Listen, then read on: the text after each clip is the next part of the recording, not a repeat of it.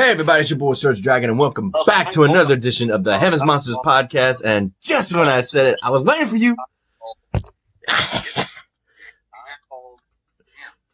With me today is... Okay, hold up. We got Chris Petrie. Too sweet. Andre Mitchell. Yo. Mike Henry. You ready for an episode of Heaven's Monsters podcast? Give me a hell yeah. Hell yeah. Ready for an episode of Heaven's Monsters podcast? Give me a hell yeah. Hell yeah. And guess who it is? It's last but not least, Xavier Hill. Once again, MVP is in the ring, so that can only mean one thing. Big things popping, little things stopping. Sit back, relax, and enjoy the view, because the Heaven's Monsters podcast is for people better than you. With that said, let's go ahead and do this double dose of AEW. We're going to start with the July 15th episode of Fight for the Fallen. We got Excalibur and Jim Ross were on the broadcast table with Taz filling in for Tony Schiavone. So we get the kickoff. Nightmare, Cody Rhodes with the Enforcer having his title shot against Sonny Kiss. And I was torturing T-Money with this. Because I was showing him, he said, you ain't making me watch this. I ain't watching that. I ain't watching him dancing on stage. I made him watch him dance on stage. I'm like, ah! yeah. Damn, it's like you were trying to focus on the cheerleaders and you kept going down center like, oh, no, Sonny Kiss, no. But after the match, it was without question that Sonny Kiss definitely pushed Cody Rhodes to the limit, even throwing off some moves from Trish Stratus like the Matrix for a second. I was like, what? Yo, did you see this, T-Money? And then, yeah, I showed him. But it was Cody Rhodes who got the drop on him with not one, but two crossroads to get the job done and retaining his TNT title and giving Sonny Kiss a handshake and a hug. Your thoughts, Chris? Classic match. Sonny Kiss gave it his all. You, Xavier? I kind of missed that match, but I'm glad Cody retained his AEW TNT Championship. That's good. You didn't have to see that that dance routine. Good. You're lucky. What about you, Andre? All right, so far. You, Mikey? Sonny Kiss tried his damnedest, but Cody Rhodes retained the TNT Championship, and now the question is, who's next in line for Cody's TNT title? I have no clue who's next. Mm-hmm. Next up, we have a squaring off for the first time ever, the FTR versus the Lucha Brothers. In which case, this match is pretty damn good. Let me tell you. They pulled up with Lucha Brothers pulled up in the stolen truck of FTR with Blade and Butcher. They come into the ring and ready to kick ass. And we got Pentagon's.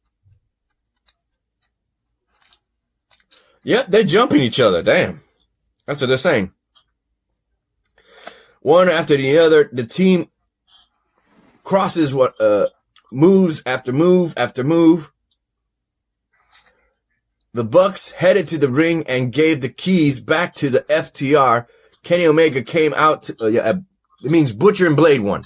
I mean, with FTR won. I got Butcher and Blade on the mind. In which case, this is where controversy comes into play. We have Kenny Omega coming out to the ring to offer FTR cold beer as peace offering, and previous week, and FTR took the beer and emptied it on Kenny Omega's head. I'm like, that's bad, man. That's bad. First of all, what the hell was FTR thinking, huh? Can you blame them? They were so brought the beer because he ain't no beer drinker. Mm-hmm. Listen here, Kenny Omega. You can't blame him. Wait, you said FTR dumped the beer, or was it Kenny Omega? No, FTR dumped the beer on his head. That's what I said. What the hell was FTR thinking? Dumped the beer all over Kenny Omega. Because they didn't like him emptying that beer the previous week. What do you think, Xavier? That drinks beer. Well, not too much. I don't drink like that. But Yeah, I don't drink beer. I'm trying to keep my body straight edge. Same here. Me too. Stay away from drugs. What do you think, Xavier? what the hell was FTR thinking? Pouring beer on a non-alcoholic person. Mm-hmm. What about you, Andre? All right, so far. And you, Chris? All right, What? I got my. Okay. And what about you? What did you think about the match, Chris? Yeah. FTR is still undefeated as a tag team, 2-2 competition. Who else? Who is going to challenge FTR for the? Who's next going to challenge them? Mm-hmm. Who are the current tag team champs? Kenny Omega and Hangman Page. Yeah, that's what I thought. Mm-hmm. FTR sending a message to the entire AEW tag team locker room. Next one, you are going to laugh. I don't know about Xavier. He might find it funny, but onto whom? That is the question. First off, we have Chris Jericho along with the other members of the Inner Circle coming out carrying jugs of orange juice, mentioning the fact that that he beat Orange Cassidy last week and going on and trying to make a mockery of him. But here's the thing, when Freshly Squeezed music hit and he gradually made his way to the steps, he then was mocked even further until Orange Cassidy responded with a thumbs up, thumbs down, and a load of freaking orange juice rained from the sky onto the Inner Circle, especially Chris Jericho's $7,000 white jacket. That's a shitload jacket. My 2 cents. Orange Cassidy did the thumbs up, thumbs down. I'm like, he is no better. I'm not gonna lie. He is no better than OVE's The Draw, Sammy Callahan. I'm not gonna lie, but I'm telling you, he is no better than Sammy Callahan. But what Orange Cassidy did, just to remind Jericho that he is going to kick his you-know-what. Oh, yeah. How do you think about that, Xavier? Chris Jericho getting splashed with orange juice. I've seen a promo that was funny as hell. What do you think Chris Jericho's going to do? He's gonna get his ass kicked. He was complaining because he went onto the commentary in that orange juice. I'm telling you, he went nuts. He went ape shit. What do you think? And Orange Cassidy was like, drink it in, man. Like that thing, drink it in, man. What do you think, Andre? That was pretty funny, but good too. You, Chris? This is what Jericho gives for marking Orange Cassidy. You know Orange Cassidy ain't gonna take that. Nah, he ain't. Nah, my favorite part is that he was commentating the rest of the night instead of Taz and Tony Schiavone throughout the rest of the night in that drenched orange juice. $7,000, that's a lot of money. No, good old JR was complaining. It smells like produce up in here. Say it again. It smells like produce in here. It smells fruity. It smells sour. Like or something. Next up, we have the Elite Kenny Omega and the Young Bucks with Nick and Mac Jansen. Yeah, Nick Jansen. Going up against Jurassic Express. All 3 members. Remember, if you need me, I got the results too. You want to do that one? Yeah. Well, let me get my glasses. You know I can't read well without my glasses. Oh, problem. While he's busy, a shout out to our Chris Bosses podcast. Myself, Sergio, Andre, and X-Man. A link to their YouTube pages will be switched down below. Also, a shout out to Chris, Terrence, aka T-Money, Pharaoh, Renee, and of course, Delvin. He beat you to it, Xavier. You heard that? In part to the magic of pre-tape television, the ring crew was able to change the OJ soap mat during the commercials.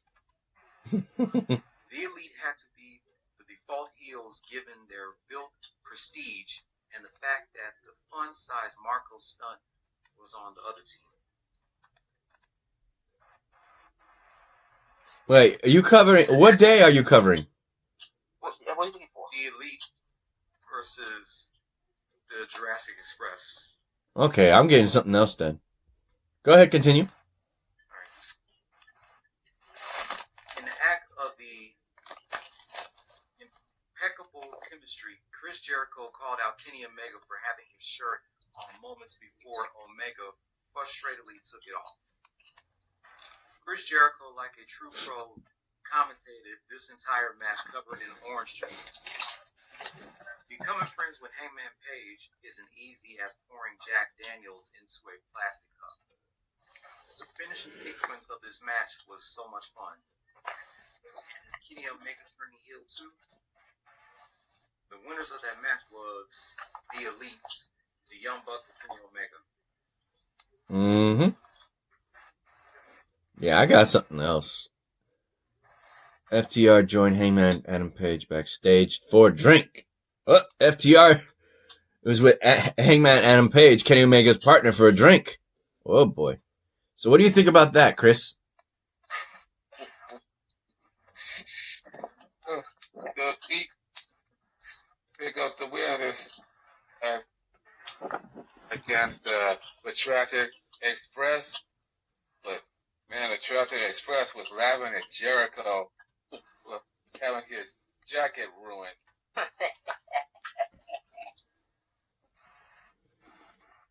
You, Mikey?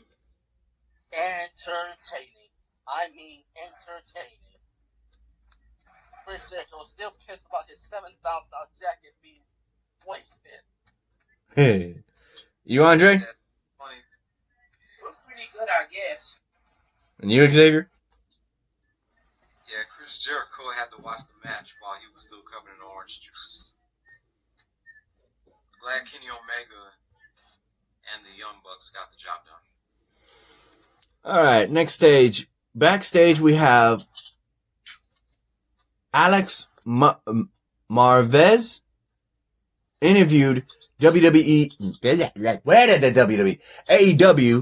Women's Champion Hikaru Shida. I got WWE on the brain right now. What? She said she was ready for the native beast, Nyla Rose, if Nada was ready for her. Oh. So let's go ahead and go to the next thing. The Nightmare Sisters, Brandy Rhodes and Allie, with the natural Dustin Rhodes, took on MJ Jenkins and Kenzie Page. A couple of the trainees in AEW right now, from what I understand, as the women's division. I keep seeing them getting thrown over, meaning they're always losing to bigger, badder talent. So, in which case, as you would figure, this was a pretty quick match. You would think that heads would butt between Brandy and Allie. Nope, they worked like that. Getting the job done real quick. So, what was thought to have Allie be a hindrance, I don't see it. I do not see it. So, what is your thoughts on that, Xavier? That was a good match because I actually wanted to see Allie win match in AEW. You, Chris?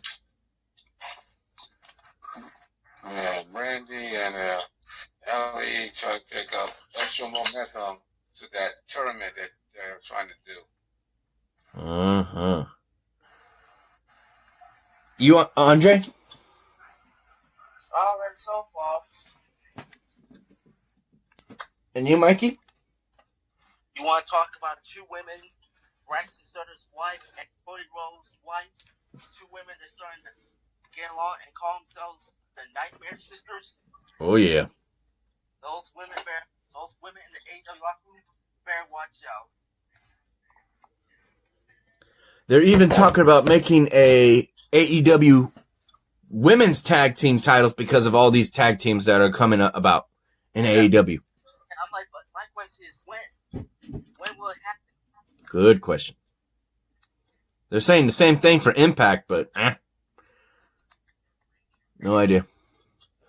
Oh, if I remember correctly, was it Impact or AEW that said that they're going to have a women's tag team tournament?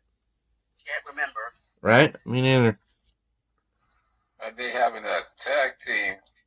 They had to pick what size of the belt because they made a AEW Women's Championship smaller. It looked like a toy. Yeah, it does. So I'm like, yeah. And your thoughts on the match between Brandy and Allie, Mikey? Like I said, the AEW women better watch out because what you saw, Brandy Allie got the job done. So all the AEW women's locker room, y'all better watch out. Well, next up, we got a shocking development. The Native Beast would come out to actually announce who her manager is, and all we hear is, "Excuse me!" Oh no! Like Eddie Guerrero's widow. Yep. She's back. The late Eddie Guerrero's ex-wife, the widow. And she's managing. She's gonna manage the Nyla Rose, the Native Beast. Why? Money. Good mouthpiece. She's the Paul Heyman to her Nyla Rose Brock Lesnar.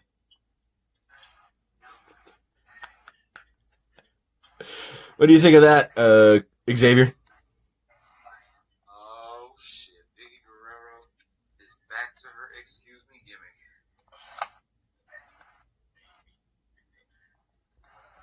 What's to say about that? You, Andre? All right, so far. You, Chris?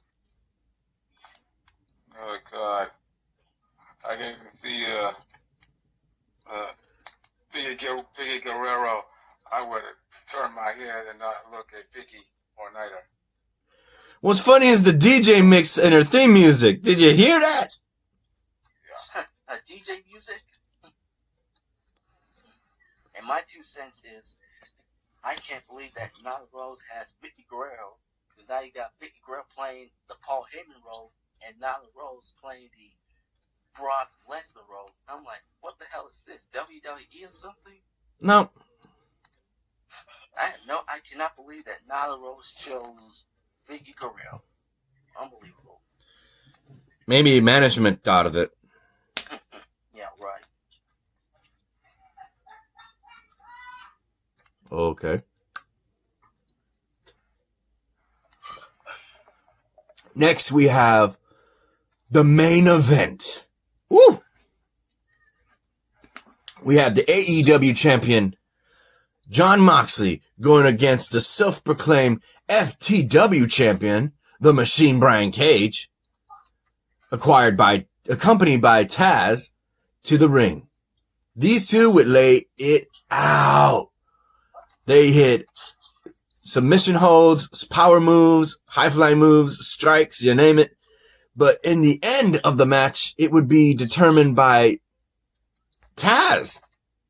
Because of the fact that during that match, Jon Moxley was focusing on that injured arm that Taz had to get fixed up.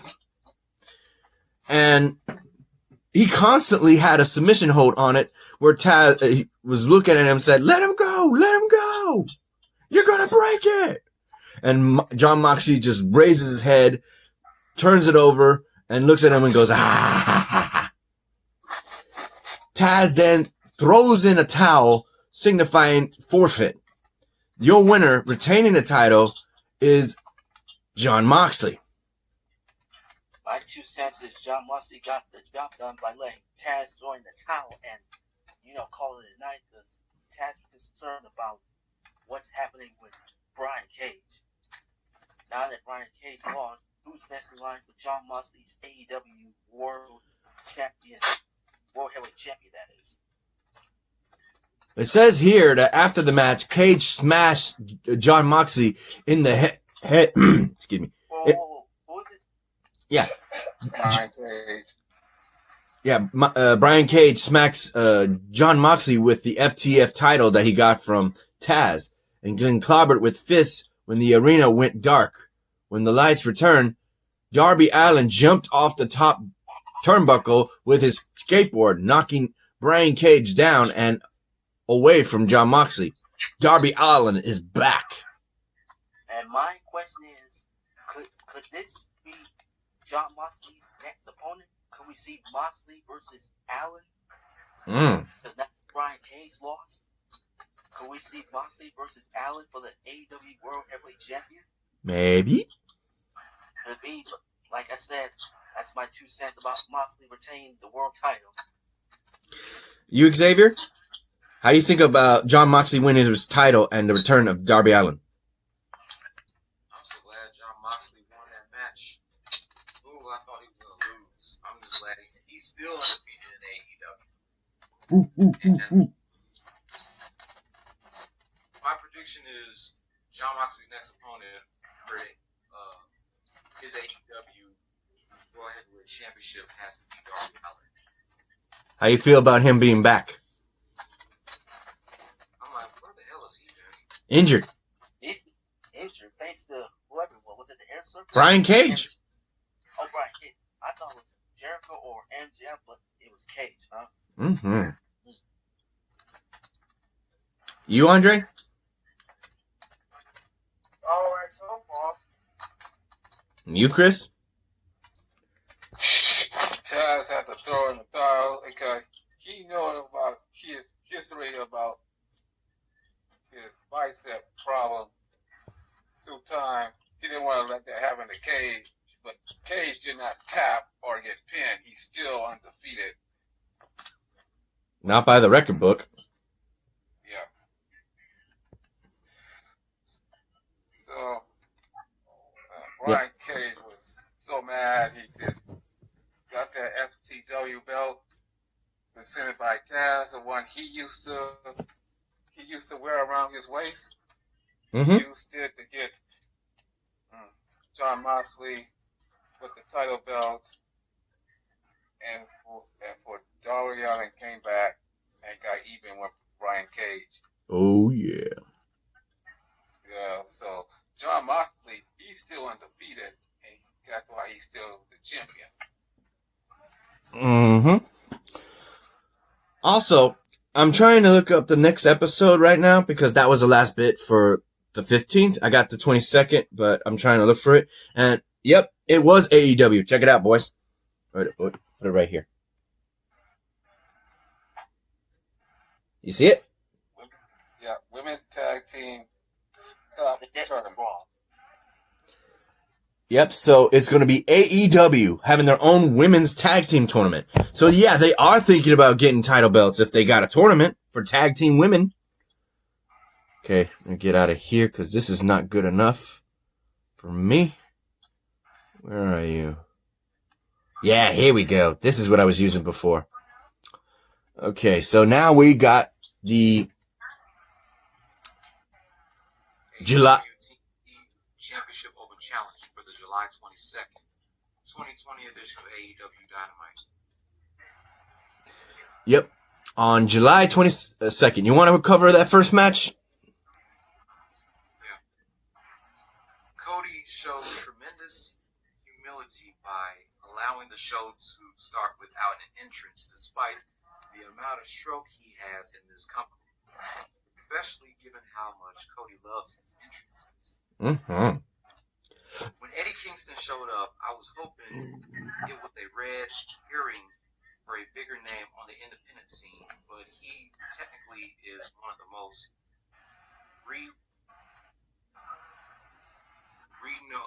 Renowned wrestlers in the country, and a great talker. The Yeah. Open Challenge is becoming a good way to provide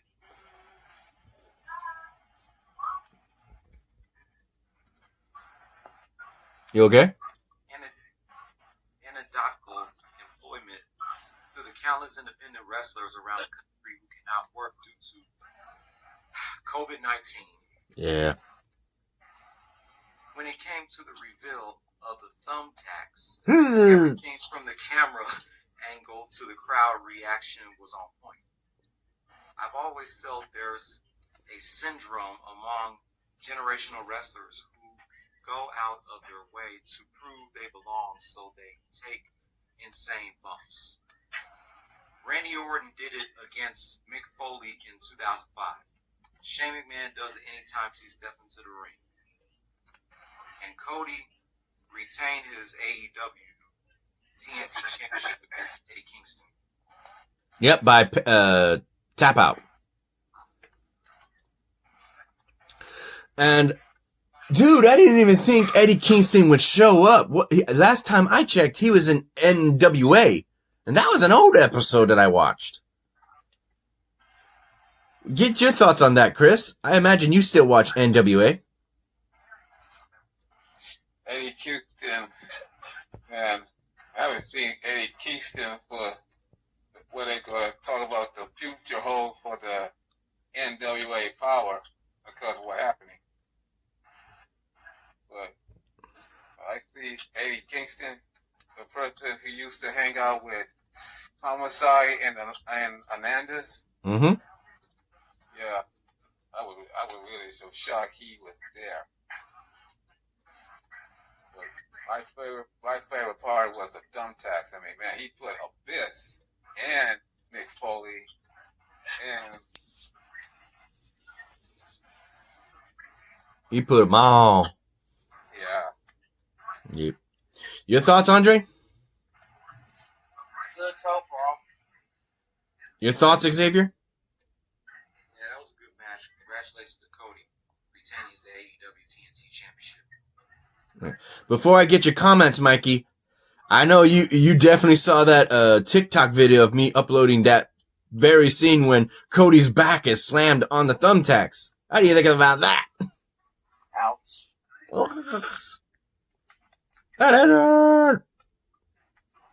And then after that, he got the momentum. He falls right into the thumbtacks again, but he doesn't lose any momentum. He goes in and starts slamming Kingston. Not Kingston. Yeah, I think it's Kingston.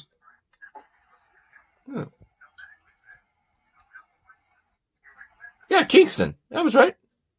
Eddie Kingston. All right. Next thing, we get info that Jon Moxley is in the arena. And Taz makes the appointed rule with the Machine Brian Cage in the arena that he's already thinking he's lucky enough he's not fired by Brian Cage because he had his arm or shoulder torn up just like Brian Cage, and he knows what it feels like. He didn't want him to go through another. So he says that somewhere down the line, Cage will become AEW champion. There's not an if, it's when. Next up, MJF comes to the ring with a Jungle Boy lookalike, calling him Jungle King. That ain't his name. His name is Griff Garrison. And throughout that whole match, all he did was make him say, "Who's better? I'm better." And he's like, "You're better." He made him say it too. That was cold, man. That was cold. I'm trying to see what happened at the end. I know he won the match. Yep. MJF remains undefeated, noted by Jim Ross. Damn. Trying to think, was there anything? Nope, that was it. So, what are your thoughts on that, Xavier? That was a tough loss for Griff Garrison. Yeah, new guy. Anything else? What about you, Andre? All right, so far. Mikey? Entertaining. You, Chris? Well, it was the top break for the newcomer. Couldn't handle MJF. But I'm gonna go back what you said earlier about Brian Cage and Taz. Before they were interrupted by Darby Allin, Ricky Stark came out and attacked a blindside. Darby Allin from behind, and he did that on AEW Dark. I know y'all haven't watched that. I didn't watch that. My bad. Yeah. Damn, I forgot to record that. Yeah. Or download that. Yeah. That sucks. You can watch that on YouTube. Yeah, I know you can watch it on YouTube. I forgot to do that. Yeah. So, Ricky Stark, one who used to be on NWA Power and former NWA television champion, he was helping Brian Cage beat up Darby Allin until John Moxley came out with a barbed wire bat and took care of the two heels of Ricky Stark and Brian Cage. Yeah, I forgot all about that. Thank you, Chris. Thank you for your memory. So basically, Brian Cage has a stooge running around with him, jumping people for him. Damn. Okay, next up we have earlier footage of Tony Schiavone interviewing Rebel to get words on Dr. Britt Baker, and she got surgery applied onto her nose after what happened with Big Swole. She already had a fragile nose to begin with, so they just putting in more work. And she says that there's a bigger conspiracy going on to make her less on the TV, because she is the role model and she is coming back and there is no one going to stop her. Like, huh? Okay. Yeah, this is the more info on the Brian Cage situation. We already talked about that, so I'll skip that. And so how do you feel about Britt Baker's comments, Xavier? I like the part where she said that she's the greatest basketball player of all time, Michael Jordan. Yeah, I forgot about that. What? What? Why did she say she was Michael Jordan?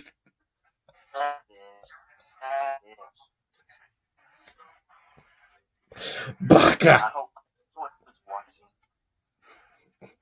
I hope Michael Jordan's not watching that. How do you think Michael Jordan's going to respond? I hope not.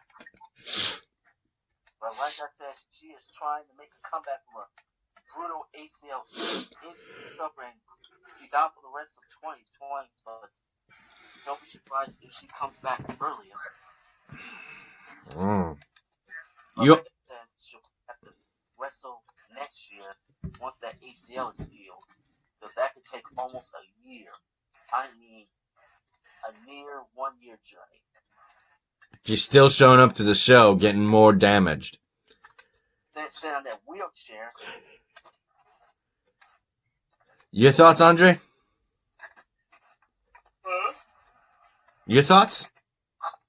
Alright so far, I guess. How do you like Britt Baker saying she's Michael Jordan? Ain't no Michael Jordan, I guess Michael Jordan's a girl now all of a sudden, or what?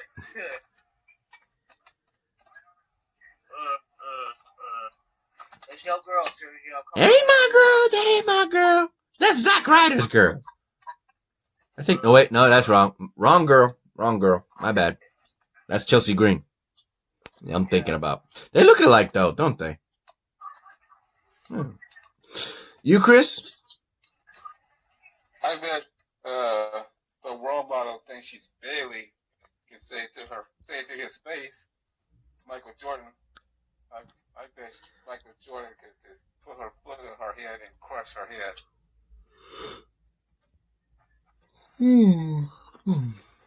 All right. Next up, the Young Bucks, Nick and Matt Jackson, took on the Butcher and Blade in a Falls Count Anywhere match. And the match starts in the kitchen area, where Butcher and Blade are doing exactly that. They're Butcher and Blade, flaying the meat and all that.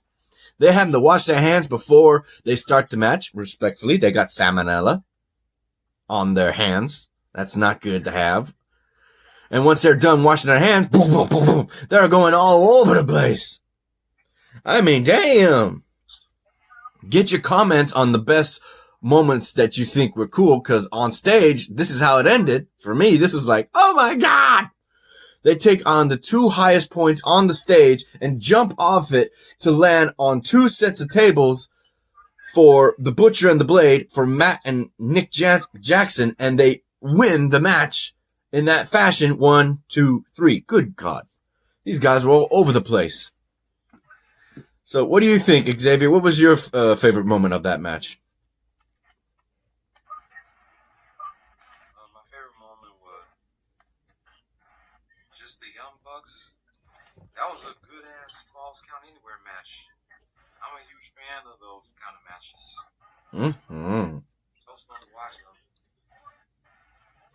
You, Andre? Alright, so far, I guess. You, Mikey? Entertaining.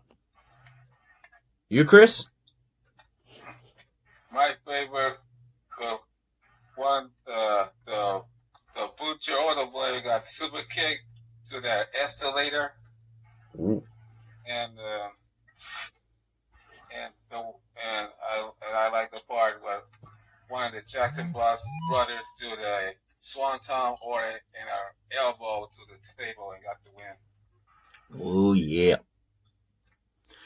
Next, I'm reading this. Next, we have the Murder Hawk monster wrecking trainees in the back, saying that nobody wants to fight this guy. Nobody will give him a challenge. Everybody's a coward. And so he's going around wrecking people. He wrecked 3 guys in the locker room, and he told the interviewer, Alex Marvez, at some point, everybody's gotta die. And we're like, oi.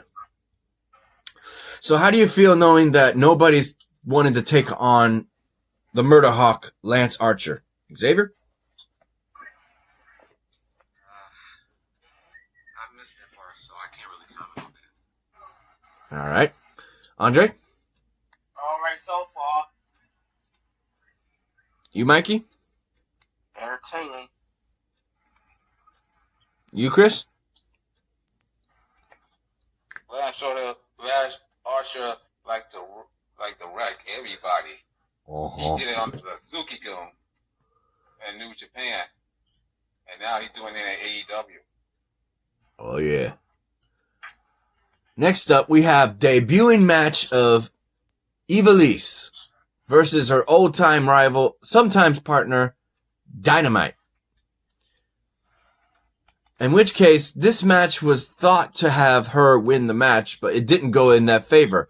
With a quick roll-up pin, Dynamite won the match, and Ivelisse is in absolute shock. You see, that's the problem. When I was watching Lucha Underground, I said this in the group text, saying that's Melina's sister from Eminem. Because Terrence told me that was his sister. I was like, ooh, they look alike too. And now he's telling me it's not her. I'm like, what? Well, you got me tripping then. What the? I'm thinking he was legit her little sister. How do you feel about the match, Xavier? About what? The baddest bitch in the building losing to her old partner, Dynamite. Feel bad for Elise losing her first match at AEW. You, Andre? Alright, so far. You, Mikey? First loss, but how you say that? Elise? Mm-hmm. Even first loss for her. You, Chris? Yeah. Evil Leaf. Hey, we might see Evil Leaf again, but Dynamite is the winner and still unbeatable. Undefeated. Yeah. You said undefeatable. I'm like, I don't know about that. All right, next up we have Dark Order number 5. Angel versus Hangman Page. Like you figured, Hangman Page took this guy out, but not before having majority of all the Dark Order followers come out to the ring, including Dark Uno. Evil Uno, that's his name. Evil Uno. And they're looking on, seeing this match happen with Brody Lee, with Colt Cabana coming up behind him. And then they see Adam Page winning the match, and Brody Lee gives him an offer that his friends are nowhere to be seen, and he's got surrounded by enemies. And he makes an offer to join the Dark Order, and he says, no, I have no interest of joining a cult at this time. He says, you just made a bad decision. He goes and takes Colt Cabana away from the match, giving out Evil Uno and the others an order upon his leave, and they all jump Hangman Page. With, of course, we're wondering, where is Kenny Omega? And FTR, with a cooler, big cooler at that, flings it at them to get them away, and they go on for the fight. With Kenny Omega showing up right behind them. And and the commentators were saying he was probably taking a shower. So we would see all this happening, and we are literally looking as the tag team champions are starting to question one another about their friendship. With FTR looking at Kenny Omega as he's the problem, and Hangman Page is buddy-buddy with the drinkers of FTR. Damn. Your thoughts, Xavier?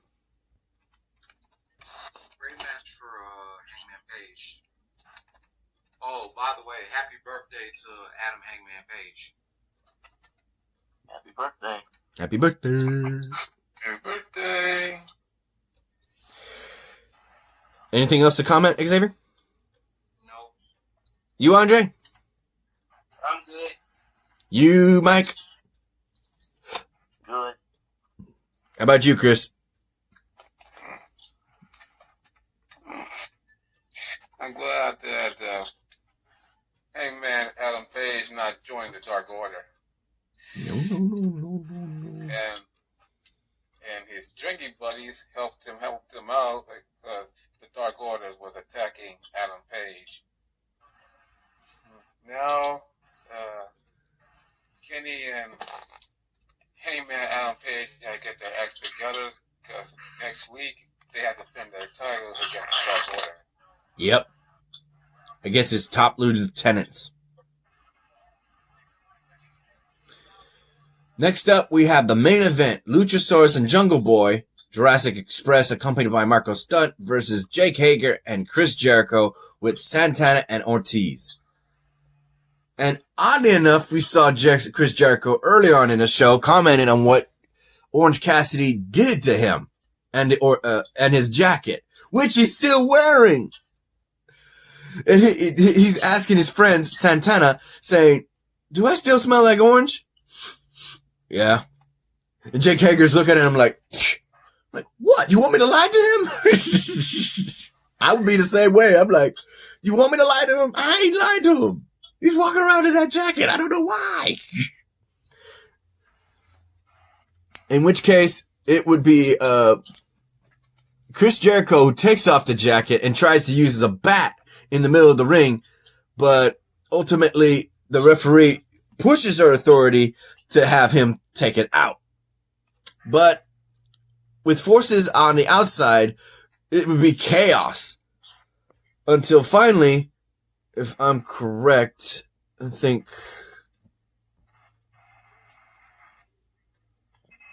the Inner Circle won. Yeah, Chris Jericho and Jake Hager won that match. And then they keep jumping the Jurassic Express until Orange Cassidy and Best Friends come out to even the odds.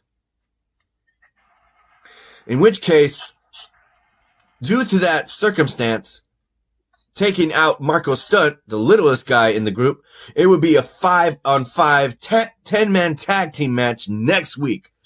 Best Friends, Orange Cassidy, and Jungle Boy and Luchasaurus versus all 5 members of the Inner Circle. We have that to look forward to. What do you think about that, Xavier? Man,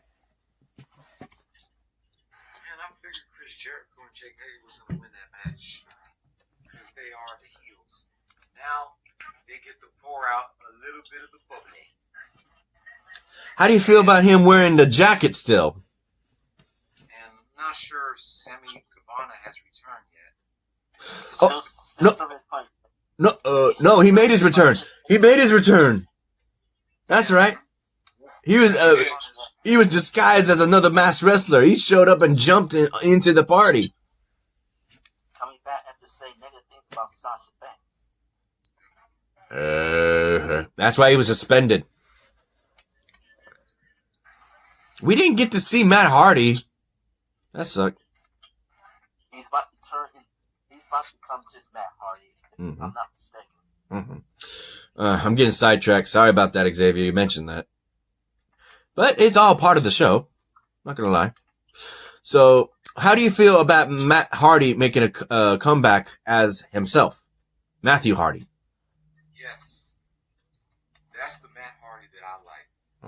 Just Matt Hardy. No broken or woken Matt Hardy. That's my Just regular.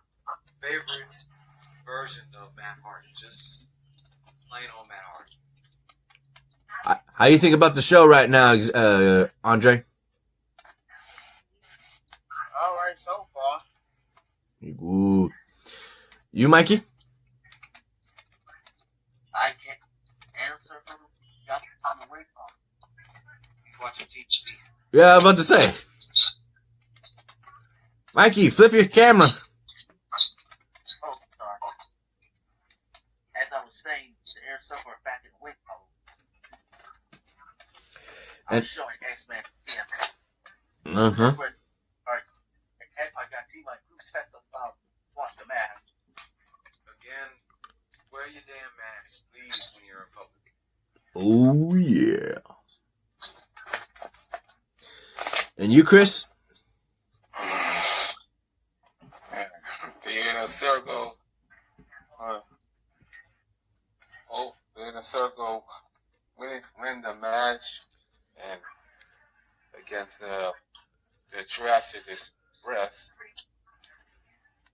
And now Sammy Guevara is back.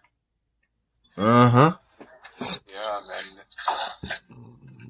and now it's gonna be personal on AEW Dynamite. Inner Circle versus Jurassic Express and Best Friends. Yep. We're gonna have to wait and see what happens. So what do you think, Mikey, on Inner Circle winning the match? Like I said, Inner Circle. Hold on. Go ahead. Hold on. You okay? Give me 1 second. No problem.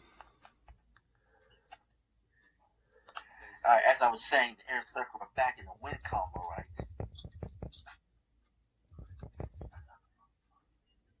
And how do you feel about the return of Sammy Guevara. Oh boy, looks like the Inner is starting to get back where they started from day one. Mm-hmm. Well, that's it, boys. You ready to end this, or did I miss something? No, you good. You're good, because I already did the shout-outs. Yeah, buddy. All right, then let's I end. think I'm going to say this time. All right. Do you think you got time for? Did you do Impact or no? No, we'll do Impact tomorrow if possible. Yeah. That's the only thing we got left. The only thing that's left is Impact. All right, you want to be a part of that, Xavier? Yeah, I guess it depends if I don't get tired after I do my walking and running. All right. Which I am due around 4 or 5. Yeah, I'll be doing that around this time again, like I said. Try to wake up early so we can do this, okay? Yes. All right. With that said, you like to... Give it a thumbs up. If you didn't, give it a thumbs down. Hit that subscribe button on Surge Dragon's YouTube channel if you like the content. And hit that notification bell for the next edition of the Heaven's Monsters podcast. I'm Xavier Hill. This is Mike Henry. This is Petrie. This is Andre. And the host himself, my brother Surge Dragon. We'll see you at the next video. Bye, y'all.